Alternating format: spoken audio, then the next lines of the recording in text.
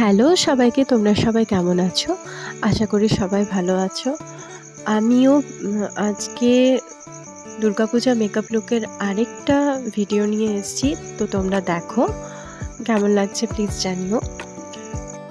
পুজোতে মেকআপ নিয়ে মেয়েদের অনেক রকমের প্ল্যান থাকে, এভাবে সাজবো সেভাবে সাজবো, কিন্তু কখনো কখনো দেখা যায় যে মেকআপটা ঠিকভাবে বসলো না, বা স্কিন টোনের থেকে অনেক সাদা হয়ে গেল বা ডার্ক হয়ে গেল। তো সেগুলো কিছু কিছু টিপস যেগুলো মনে রাখা খুবই প্রয়োজন। তার মধ্যে ক্লিনিং করা, তারপর টোনার ইউজ করা, আর ভালো ময়শ্চারাইজার ইউজ করা। ময়শ্চারাইজারটা মাস্ট। আর নিজের স্কিন অনুযায়ী একটা ভালো প্রাইমার ইউজ করা, তবেই ফাউন্ডেশন মুখে ভালোভাবে বসবে। আর এই কিছু কিছু টিপসগুলো যদি ফলো করা হয়, মেকআপটা অনেকক্ষণ স্টেও করে আর স্কিনের সাথে একেবারে ম্যাচ হয়ে যায়। খুব লাইট ফাউন্ডেশন ইউজ করলেও অনেক সাদা সাদা মনে হয়। স্কিন টোনের থেকে এক শেড হয়তো লাইট ইউজ করতে পারো, কিন্তু বেশি লাইট ফাউন্ডেশন ইউজ করলে অনেক মেকআপটা ফুটে ওঠে এবং দেখতে ভালো লাগে না।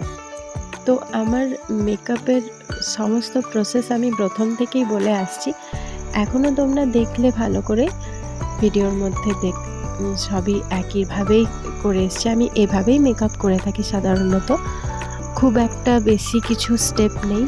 যে কোনো যে মেকআপ শুধু নতুন নতুন শিখছে বা করার ইচ্ছে আছে, নিজেকে নিজের মতো করে সাজানোর ইচ্ছে আছে, এই সামান্য সামান্য কিছু স্টেপগুলো ফলো করে ভালোভাবে মেকআপটা নিজের মতো করে করে নিতে পারবে। তো তোমরা দেখো, আমি একটা খুব সিম্পলের মধ্যে বেস রেডি করেছি, আর আই মেকআপটাও খুবই সিম্পলের মধ্যে রাখবো, কিন্তু দেখতে ভালো লাগবে। আর হ্যাঁ, মেকআপ হয়ে যাওয়ার পর সেটিং স্প্রে ইউজ করা কখনোই ভুলো না, কারণ এই পুজোর সিজনে এখনও প্রচণ্ড গরম রয়েছে, আর তার মধ্যে যদি সেটিং স্প্রে না ইউজ করা হয় তো মেকআপ গলে চলে আসবে, একেবারেই স্টে করবে না। ক্লিনজিং করার পর একটা আইস কিউব নিয়ে সেটাকে একটা পাতলা কাপড়ের ওপর মুড়ে নিয়ে সেটাকে যদি ফেসের মধ্যে রাব করা হয়, তাহলে মেকআপটা অনেক বেশিক্ষণ স্টে করে, আর আমাদের যে ওপেন পোর্সের প্রবলেম থাকে সেটাও অনেকটা সলভ হয়। তারপরে মেকআপটা স্কিনের মধ্যে খুব ভালোভাবে বসে যায়, আর সেটাতে দেখতেও ভালো লাগে। তো তোমরা এটা ট্রাই করতেই পারো। এরকম ছোট ছোট কিছু টিপস আমি ভিডিওর মাধ্যমে দেওয়ার চেষ্টা করব। তো তোমরা প্লিজ জানিও যে আমার এই ভিডিওটা কেমন লাগলো।